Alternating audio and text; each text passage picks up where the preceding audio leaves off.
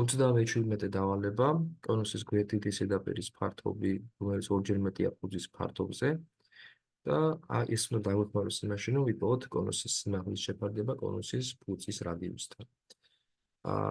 მე უკვე ჩამოვწერე ესეთი გვერდითი ზედაპირის ფართობი, ეს არის მცირე კონუსი, რომელსაც აქვს სიმაღლე, აქვს სახველი და რადიუსი. აი რადიუსი. გვერდითი ზედაპირის ფართობი ფორმულის მიხედვით პიერელის ტოლია. ელი მსახველია, ელი ფუძეში არსებული წრეწირის რადიუსი, ხოლო აქ გვეუბნება, რომ ორჯერ მეტიაო ფუძის ფართობზე. ფუძის ფართობი ესე ფუძის არის მარტივი პიერ კვადრატი.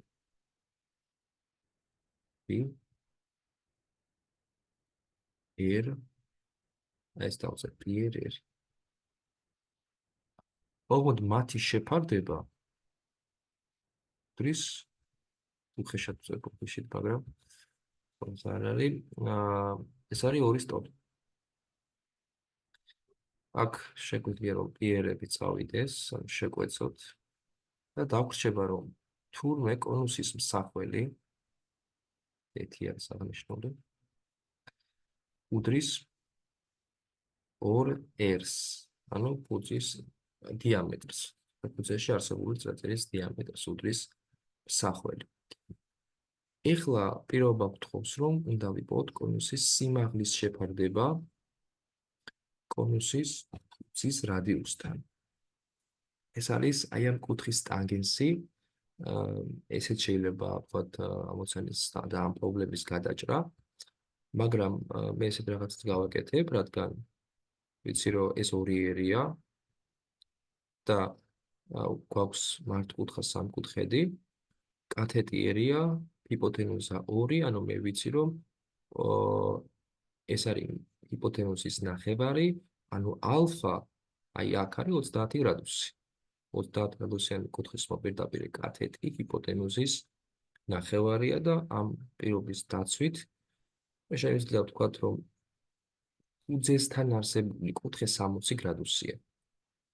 ფუძესთან არსებული კუთხე რადგან 60 გრადუსია, შესაბამისად A-ში ისე შეეფარდება R-ს, როგორც ტანგენსი 60.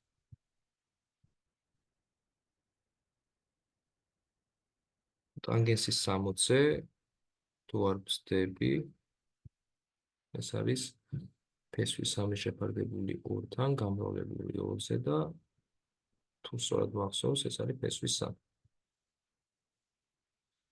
ფესვი 3, რადგან ტანგენსი ნიშნავს სინუსის შეფარდება კოსინუსთან და 60 გრადუსზე უნდა ვიანგარიშოთ, შესაბამისად ეს იქნება ფესვის 3-ის ტოლი და ესეთი პასუხი არის D, რომელსაც მოვნიშნავთ და გვაქვს ესეთი ესე ვთქვათ ერთგულიანების ბოლო სავარჯიშო.